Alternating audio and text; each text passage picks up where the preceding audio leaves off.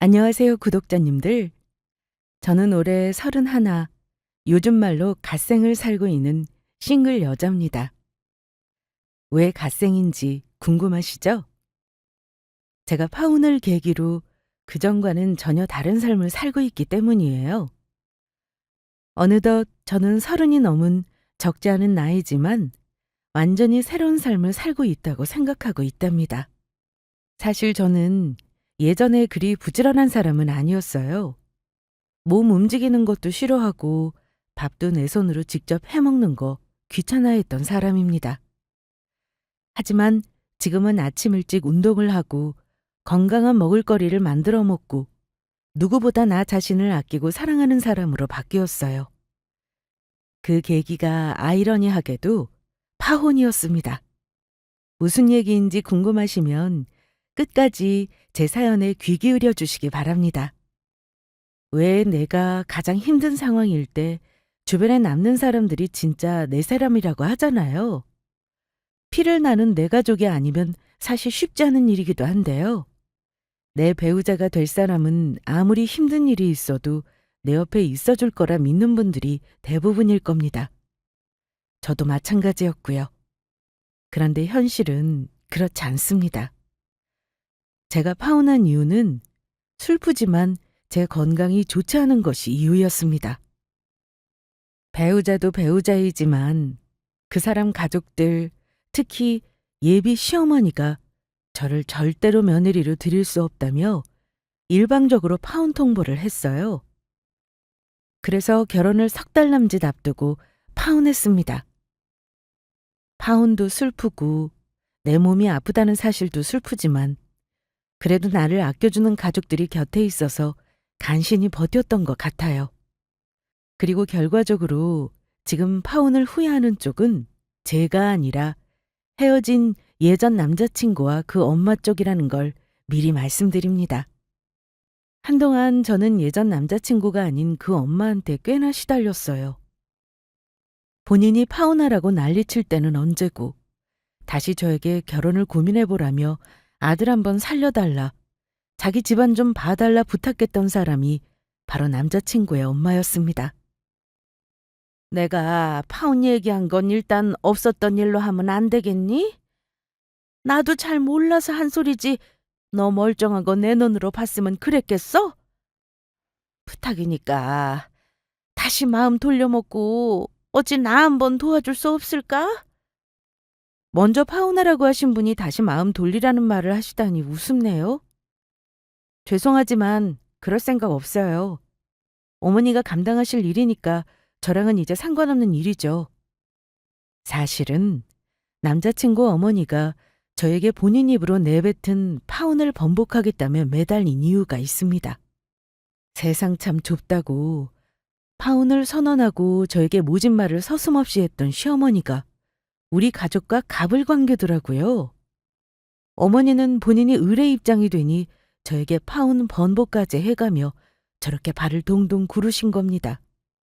하지만 이미 시어머니의 실제 모습을 전부 확인한 저로서는 다시 연을 맺을 이유가 전혀 없었고요.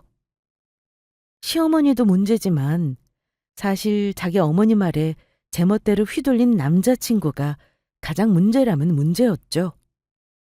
원래 사귈 때부터 우유부단한 성향이 있는 사람이었는데 제가 안 좋은 상황이 되니 결국 저보다는 자기 엄마 말을 듣더라고요. 일단 저에 대해 간단히 말씀드리자면요. 저는 지금은 공무원인데 다른 일을 하다가 30살 시험 보고 합격해서 아직은 말단입니다.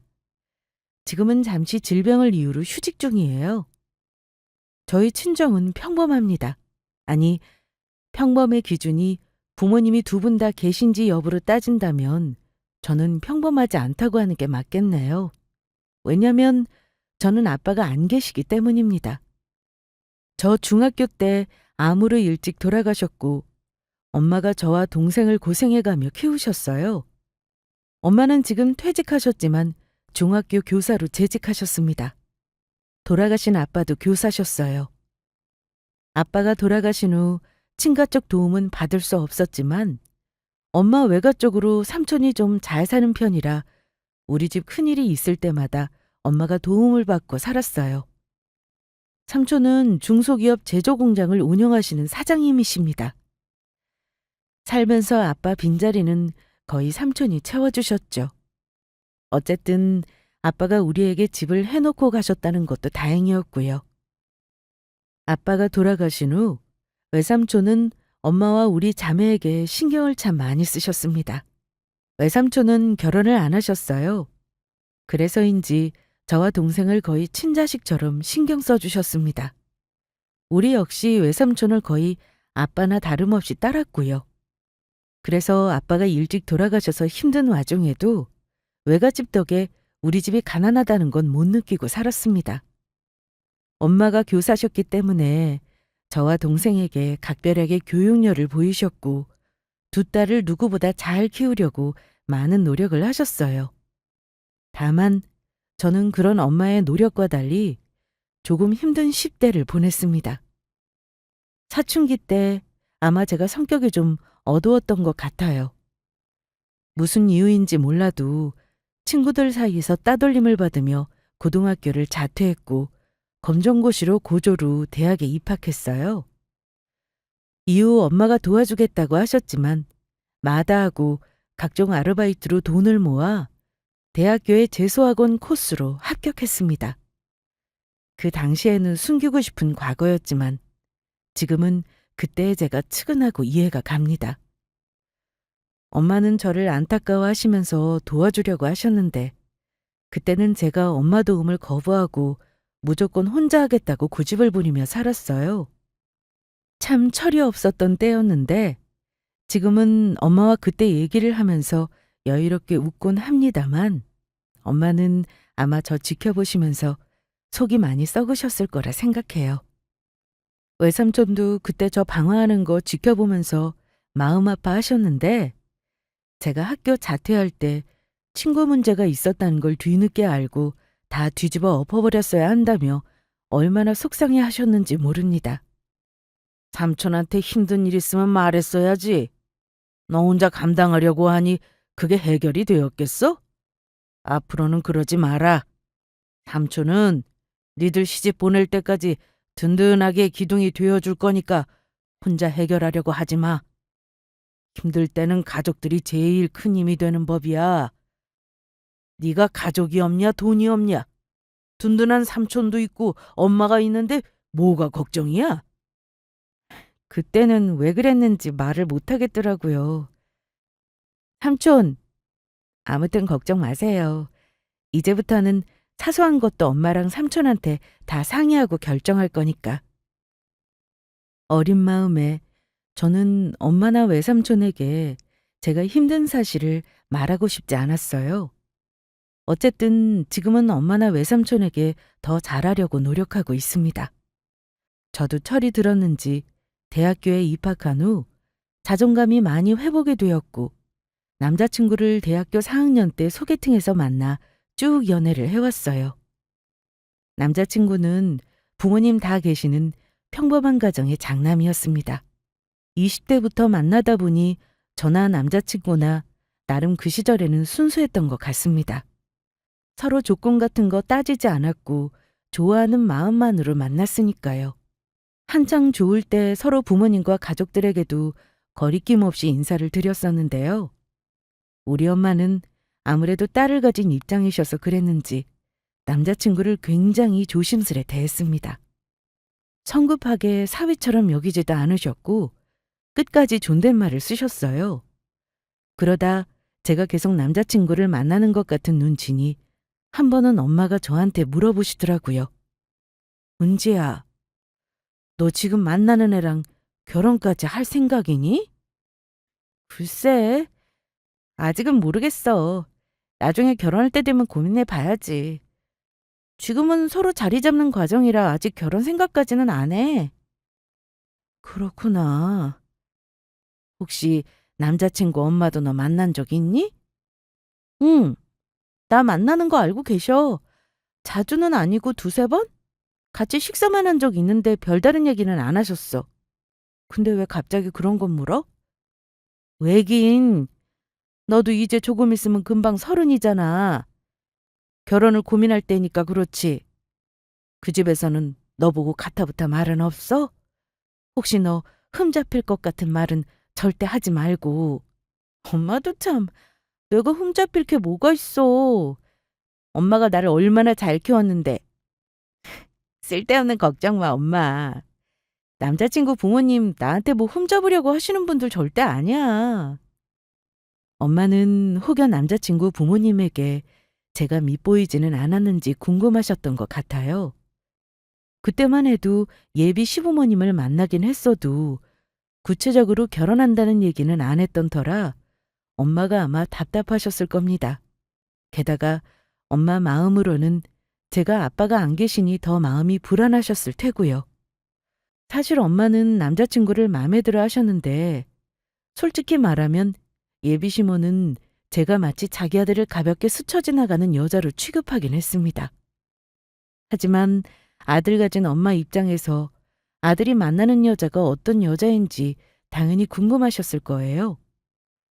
저에 대해 이것저것 많이도 물어보셨는데 저는 남자친구 어머니가 물으시는 말에 별다른 거부감이 없이 싹싹하게 대답했습니다.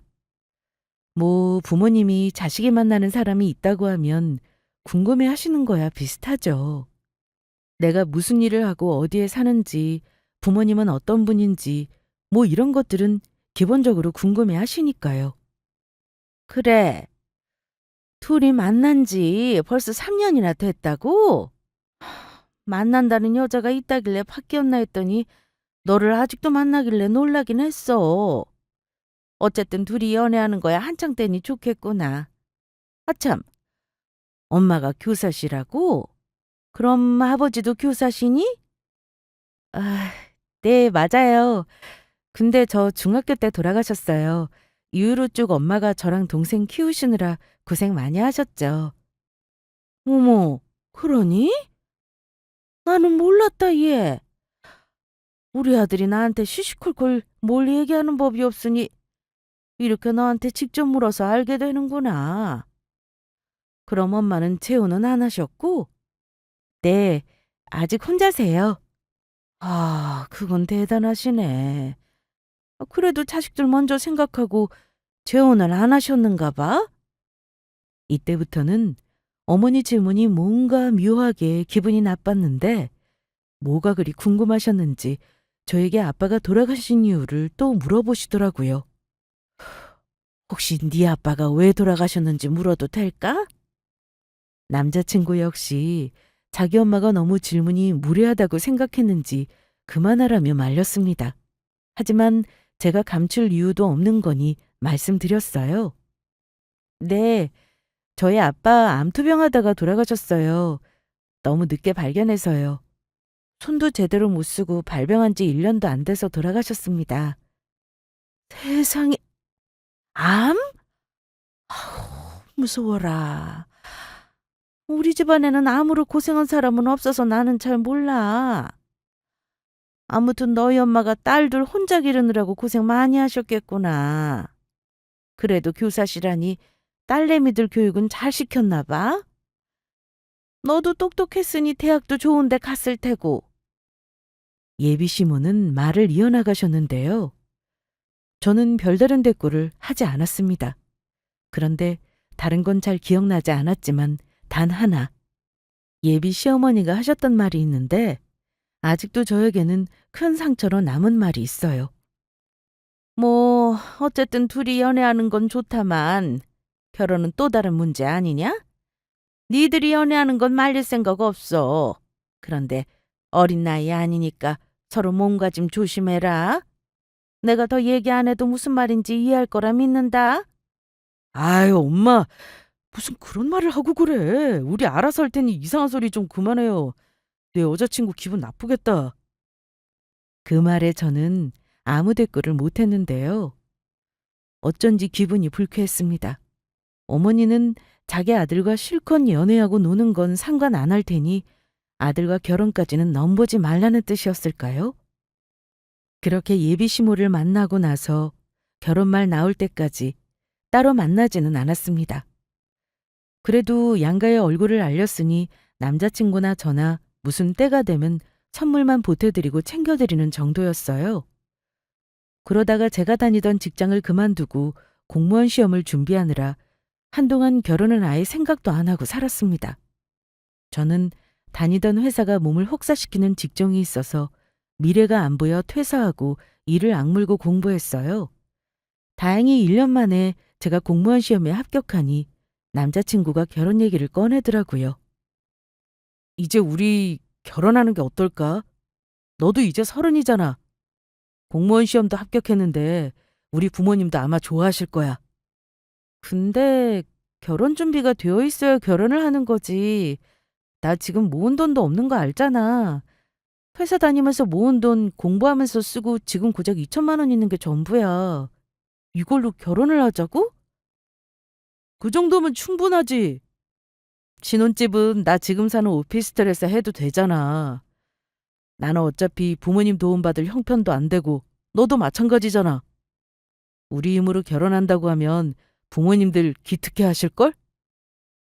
막 공무원에 임용되어 적응하느라 바쁜 생활을 하고 있었을 때였고 남자친구가 진지하게 결혼 얘기를 꺼냈을 때 내가 과연 지금 결혼을 할 수 있는 처지인가 싶어 고민했던 것도 사실입니다.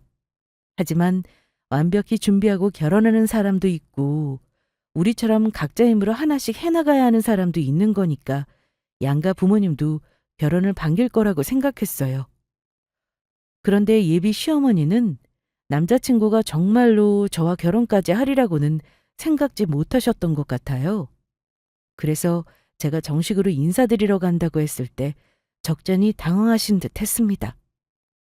그동안 우리 아들이 말이 없길래 둘이 만나는지 안 만나는지 긴가민가 했는데 결혼한다니까 내가 얼마나 놀랐나 몰라?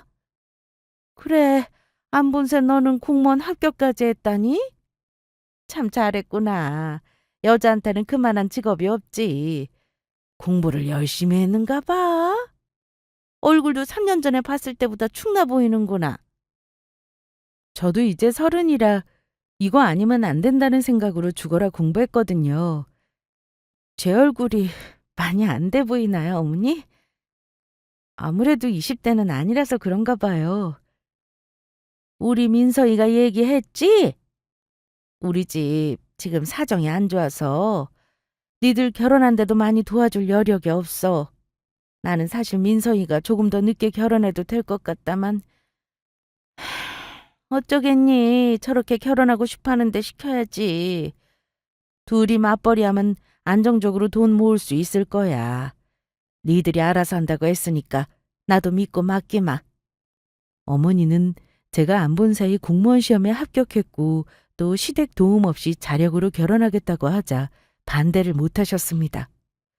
우리가 결혼하겠다고 했을 때 하필 시아버지가 하시던 일이 잘 돼서 남자친구 가족이 살던 집에 대출도 있는 상황이었고 어머니 역시 어쩔 수 없이 인근 공장에서 환경관리원으로 일을 하신다고 들었어요. 사실 아들 장가 보내기 좋은 여건은 아닌 게 맞죠. 하필 가세가 기울고 있을 때 아들이 결혼한다고 하니 부모 입장에서는 보태주지 못해 미안한 마음도 있으셨을 테고 또 한편으로는 아들이 버는 돈을 조금 더 부모님에게 보태서 도와주길 바라셨을 겁니다. 하지만 자식 이기는 부모 없다고 어머니는 아들이 아까운 티를 내내 내시면서도 결국 결혼을 허락하셨습니다. 우리 엄마야 제가 쭉 남자친구를 만나는 걸 알고 계셨던 분이라 결혼하겠다고 엄마에게 말씀드렸을 때 그다지 놀라지도 않으셨어요. 그리고 마치 제가 결혼한다는 말을 꺼내길 기다리셨다는 듯 통장 하나를 내어주셨습니다. 자, 우리 딸이 결혼한다니까 엄마가 이제는 줘야겠네. 이거 받아서 결혼자금에 보탰어. 이게 무슨 통장이야, 엄마? 엄마 노후자금으로 써야 하는 통장 아니야? 결혼은 우리 힘으로 한다고 했잖아, 엄마. 엄마, 나 돈 필요 없어. 이건 넣어두고 엄마가 써. 군말 말고 어서 받아.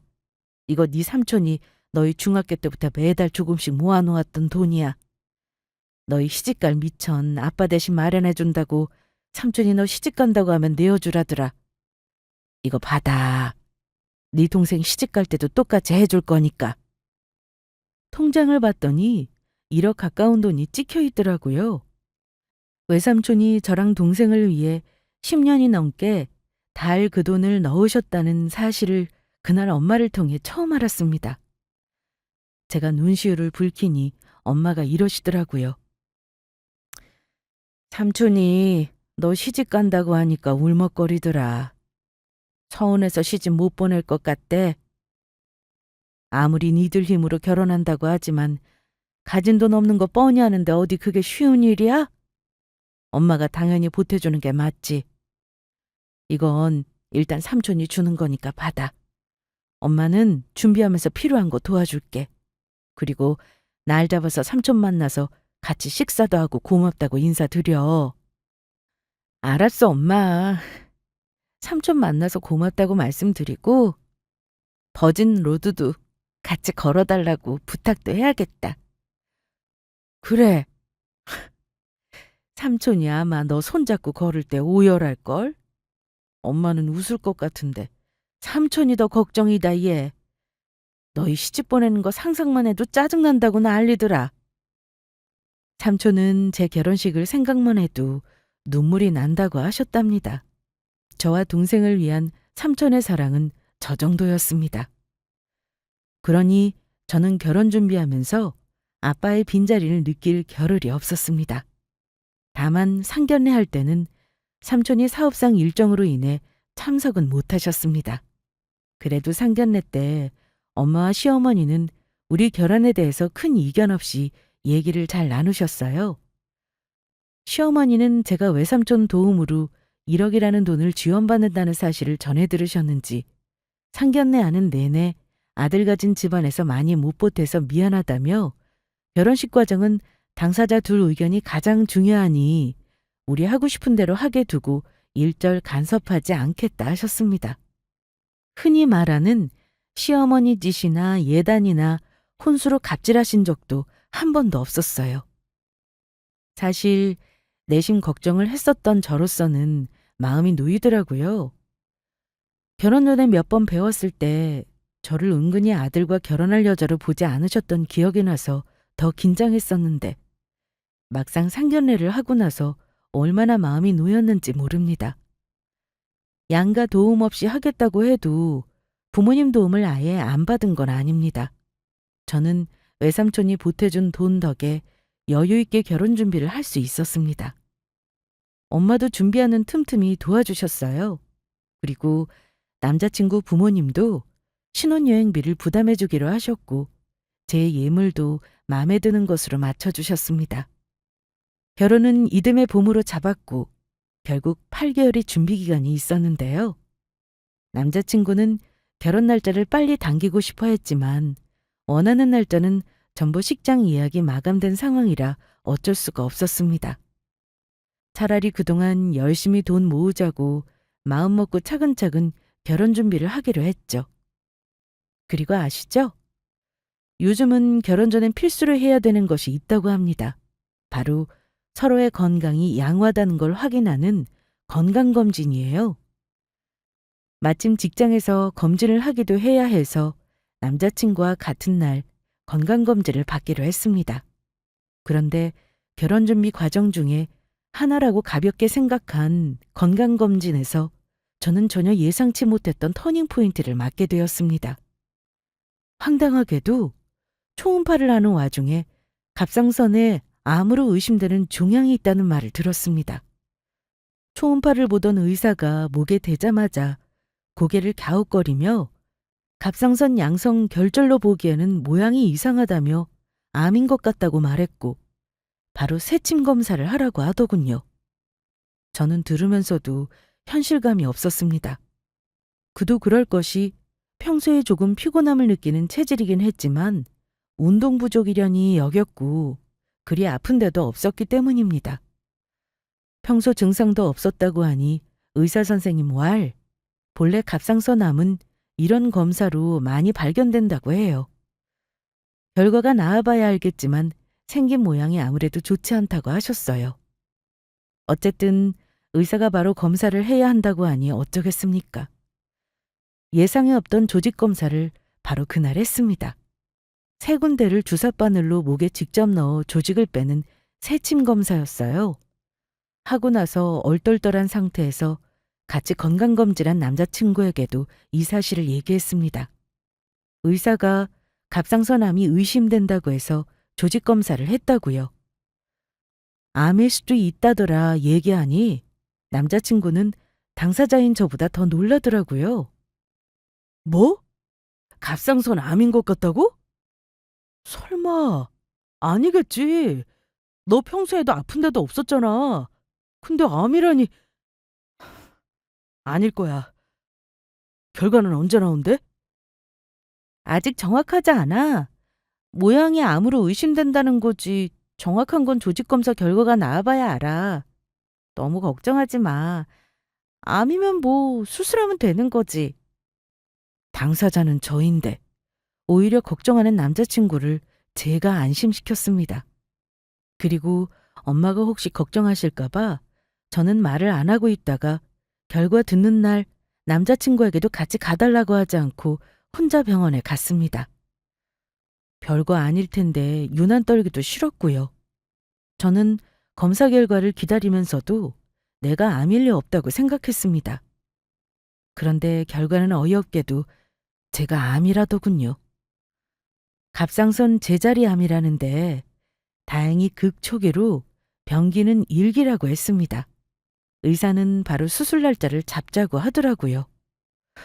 이미 마음의 준비는 하고 갔다지만 내가 왜 암일까 하는 의문이 들었고 그동안 있었던 수많은 일들이 파노라마가 되어 지나가더군요. 힘들었던 10대와 치열하게 살았던 20대, 그리고 결혼을 준비하는 중에 암이라니. 난 왜 이리 불운한가 싶었습니다.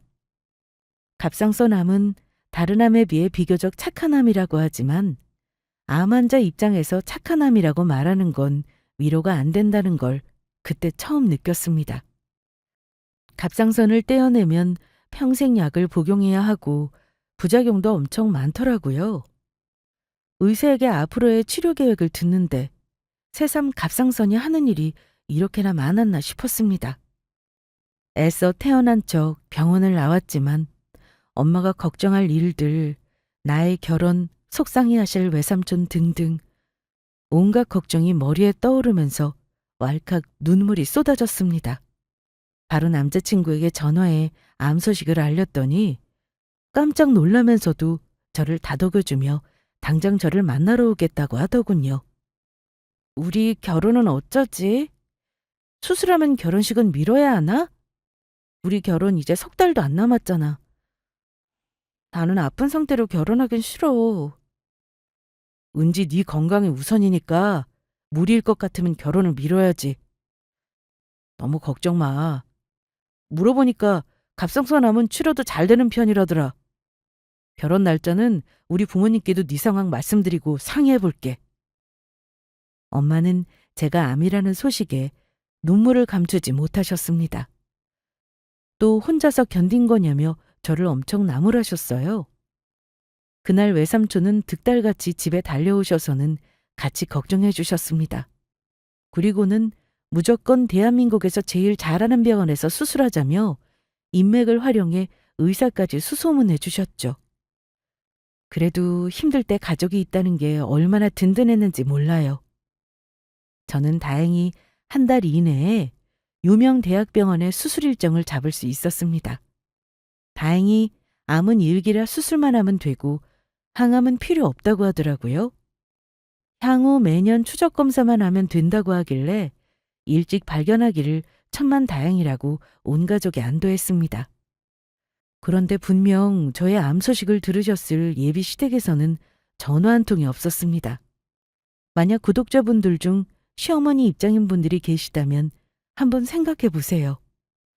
내 아들과 결혼할 예비 며느리가 아프다는 소식을 들으면 최소한 전화 연락 한 번은 해서 괜찮냐 물어보는 것이 인지상정 아닌가요? 물론 제가 전화를 드릴 수도 있었지만 좋지도 않은 소식을 굳이 시어머니에게 제 입으로 확인시켜 드리는 건 참 못할 짓 같았습니다. 수술 날짜는 다가오는데 웃긴 건 남자친구도 제 암 소식을 들은 후로 연락이 어쩐지 뜸했다는 겁니다. 제가 병원에 이런저런 검사를 하러 갈 때 한 번도 같이 가준 적 없었고 어쩐지 제가 연락하면 제 안부를 묻다가도 전화를 빨리 끊으려고 했어요. 그러다가 제 수술 날이 정해져서 남자친구에게 연락을 했습니다. 혹시 오빠, 나 수술하기 전에 올 수 있어? 엄마랑 외삼촌이 오빠 코빼기도 안 비춘다고 서운하다고 하셔. 나는 괜찮지만 괜히 어른들 걱정하니까 잠깐 나 수술 전에 인사만 할 수 없을까? 어, 은지야, 근데 어쩌지? 아무래도 너 수술한 다음에 가야 할 것 같아. 너 수술하는 날에는 미리 잡힌 일정이 있어서 어쩔 수 없겠다. 근데 오빠네 부모님도 나 수술하는 건 들으셨어? 아무 말도 없으시길래 내가 걱정이 되네. 혹시 나 걱정 많이 하셔? 괜찮다고 오빠가 잘 말씀드려줘. 어? 알았어. 암튼 너 수술하고 내가 찾아갈게. 장모님께는 연락 따로 드릴 거니까 걱정 말고. 그렇게 평소와 다름없이 아무렇지 않게 통화를 하고 저는 수술을 마쳤습니다. 그리고 병원에 입원해 회복하고 있었죠. 외삼촌은 저 편하게 쉬라며 1인실로 병실을 예약해 주셨어요. 그런데 어쩐 일인지 찾아온다던 남자친구는 제가 수술하고 이틀이 지났는데도 오지 않았습니다. 저도 회복하느라 연락을 못하고 있었는데 그쯤 되니 서운하더라고요. 엄마도 결혼할 예비 남편이 찾아오지도 않는다며 뭐라고 한 소리 하셨고요. 그런데 퇴원을 앞둔 날, 뭔가 남자친구의 태도가 이상했던 이유를 알게 되었습니다. 그날 미리 연락도 없이 병원에 찾아온 사람은 남자친구가 아니라 예비 시모였거든요. 하필 그때는 엄마가 자리를 비운 상황이었는데 어머니가 갑자기 병실로 들어서서 깜짝 놀랐습니다. 어머니, 연락도 없이 어쩐 일이세요? 저 이제 내일 퇴원하는데 전화나 한 통 주시지 뭐하러 여기까지 오셨어요. 저 수술 잘했고 이제 괜찮아요, 어머니. 당연히 저를 걱정하는 마음에 찾아온 줄 알았는데요. 어머니는 어쩐지 차가운 얼굴이었습니다. 그리곤 제 말을 듣지도 않고 그 자리에 서서는 본인 할 말을 하시더라고요. 내가 어쩐지 예전부터 네가 며느리로 영 꺼려지더라니. 이유가 있었어. 네 아빠도 암으로 돌아가셨다 그랬지? 근데 너도 암이라니까 내가 얼마나 가슴이 철렁했는 줄 알아? 저는 어머니의 말을 듣고 여기에 병문 안쳐 오신 건 아니구나 하고 직감했습니다. 아니나 다를까 어머니는 바로 본론을 말하셨습니다. 긴 말 안 하마. 나는 우리 아들 창창한 앞길 막는 며느리는 원치 않아. 그 젊은 나이에 암이라니. 예, 창창한 내 아들 마누라 병수발 시킬 일이냐? 나는 내 눈에 흙이 들어간데도 내 아들이 마누라 병수발하는 꼴은 못 봐. 저는 말보다 눈물이 쏟아졌지만 제가 죽을 병도 아닌데 너무 과장해서 생각하시는 거라고 변명했습니다. 어머니, 저 걸린 암 심각한 거 아니에요. 갑상선 제자리암이래요. 병기도 일기고요. 전이도 없어서 항암도 필요 없고요. 결혼해서 약만 잘 조절하면 임신도 가능해요. 예후도 좋고 저 수술도 잘 됐다는데 어머니가 너무 앞서서 걱정하시는 거예요. 예, 제자리암은 뭐 암이 아니라니? 어쨌든 네 몸 안에 어디서 발병할지 모르는 암세포가 있는 거잖아. 나는 암 유전되는 집안 며느리 들일 생각 없어. 파혼해라. 우리 집안에서는 이미 결정했어. 이 결혼은 없었던 일로 할 거다. 네 친정엄마한테도 오늘 정식으로 통보하고 갈 거야. 그런데 파혼 통보 말고도 황당한 소리를 더 하셨습니다. 저에게 종이 한 장을 건네시길래 받아서 보니 그동안 결혼 준비하면서 남자 쪽에서 들어간 돈을 조목조목 적어놨더군요. 우리 집안에서 너랑 혼사 추진하며 들어간 돈이야. 원래 파혼하면 각자 부담하고 끝나는 게 맞겠지만 이건 경우가 다르지. 네가 우리 집안에 암 환자라는 하자가 있는데도 결혼하자고 해서 이런 사달을 낸 거잖니. 우리가 드린 돈은 파혼 위자료로 돌려받아야겠다. 거기 적힌 돈 이번 주 안으로 입금해달라고 전해. 파혼 위자료라니. 저는 살다 살다 그런 명목의 위자료는 처음 들었습니다. 저도 더 이상은 죽는 소리 하지 말고 예비 시모에게 따져야겠다 싶어 뭐라도 말을 하려고 하는데 수술한 지 얼마 안 돼서 그런가 목이 메이며 목소리가 안 나오더라고요. 그런데 바로 그때 병실 안에 외삼촌이 들어서셨습니다. 그리고는 밖에서 시어머니가 하는 말을 다 들으셨는지 쩌렁쩌렁한 목소리로 말씀하셨습니다. 뭐라고요? 방혼 위자료요? 내가 무슨 소리 하나 밖에서 듣고 있다가 하도 어이가 없어서 끼어드네요. 나 우리 은지 삼촌 되는 사람입니다. 듣자니 우리 은지랑 결혼 약속한 이서방 어머니 되시는가 본데 방혼 위자료라니 참. 나도 이런 개 같은 요구하는 집안에 우리 조카 시집 보낼 마음 없습니다. 방혼이면 방혼이지 위자료는 왜 요구합니까? 대체 당신이 뭔데 내 귀한 조카한테 와서 이 땅 갑질을 합니까? 삼촌은 노발대발하시며 남자친구 어머니 뒤통수에 대고 소리쳤습니다. 삼촌의 서슬퍼런 목소리에 놀랐는지 잠시 움찔하시더니만 이내 고개를 돌려 뭔가 따지려고 하시더라고요.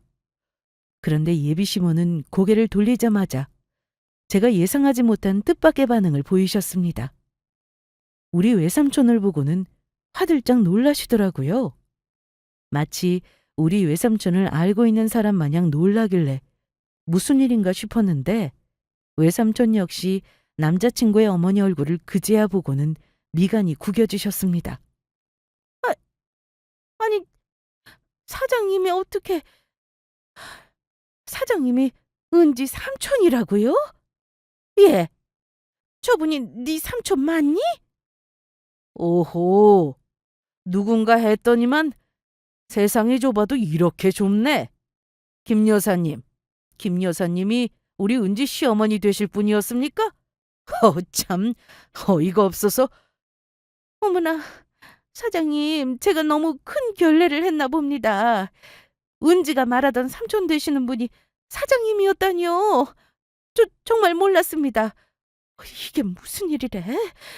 사장님, 혹시 이 일로 저한테 뭐 불이익을 주시던가 이럴 일은 없겠죠?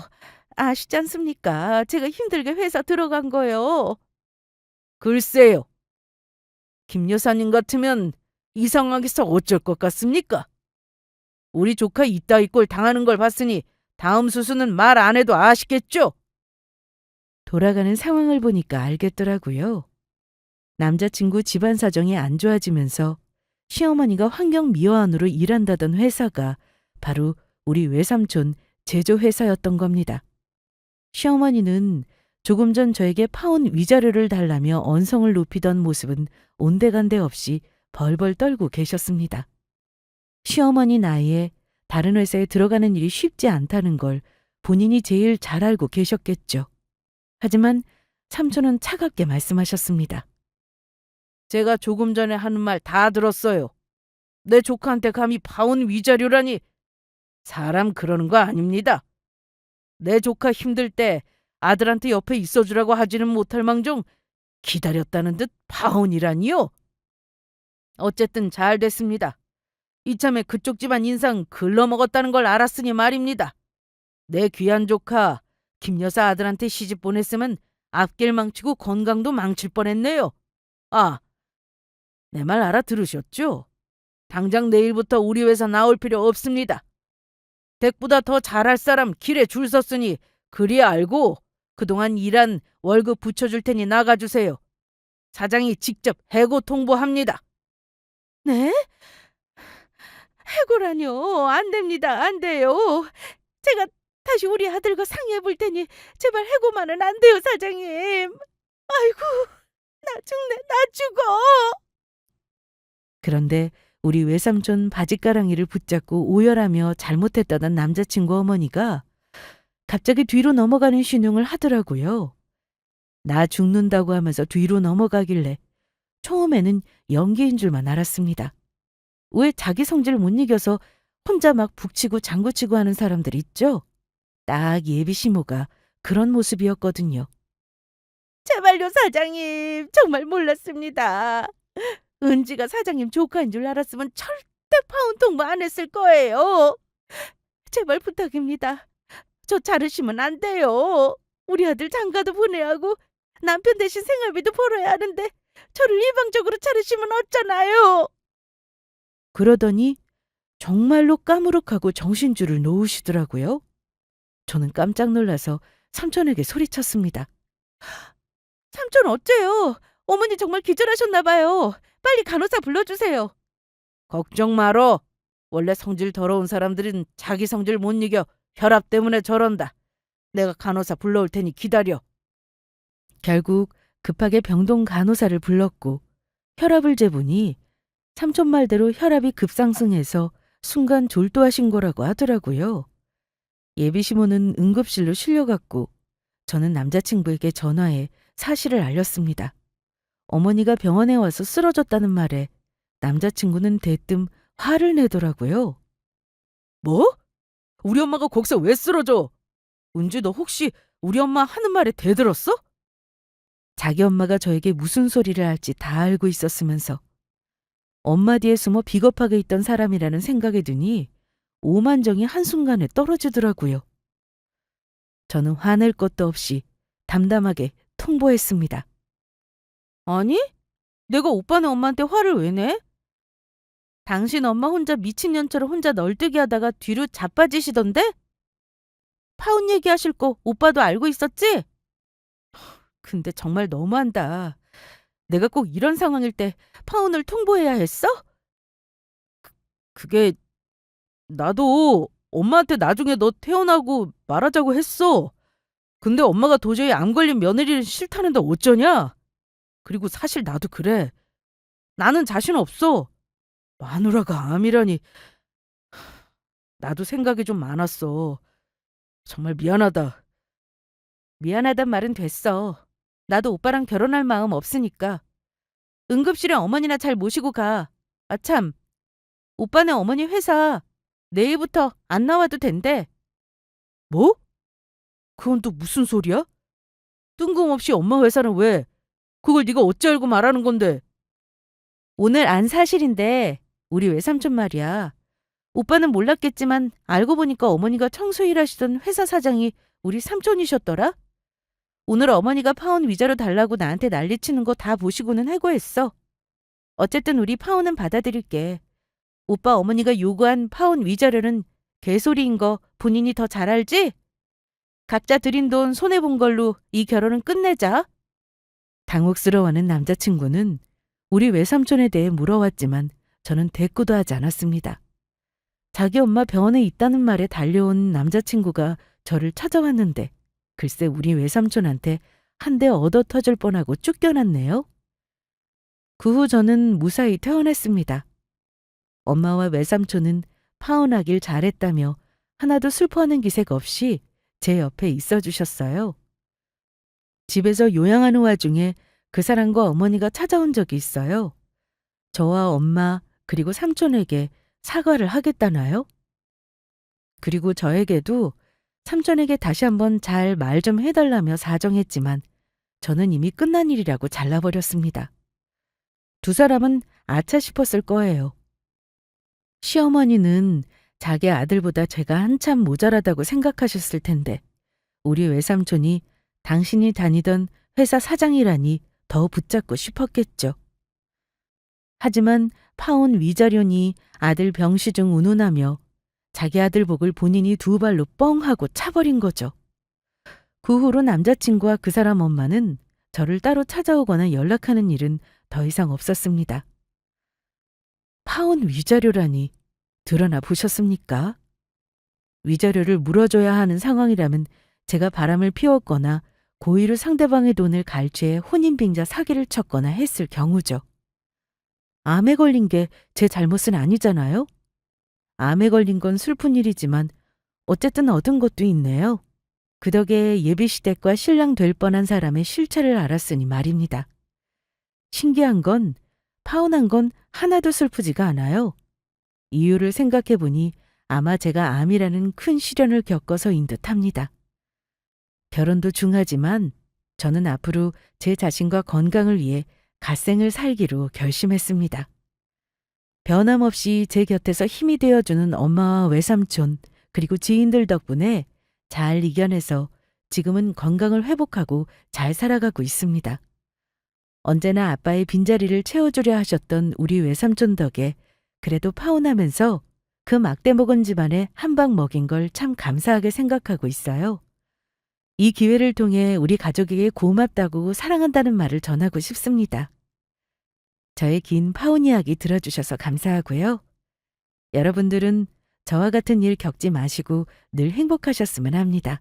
그리고 늘 건강을 기도하겠습니다. 감사합니다.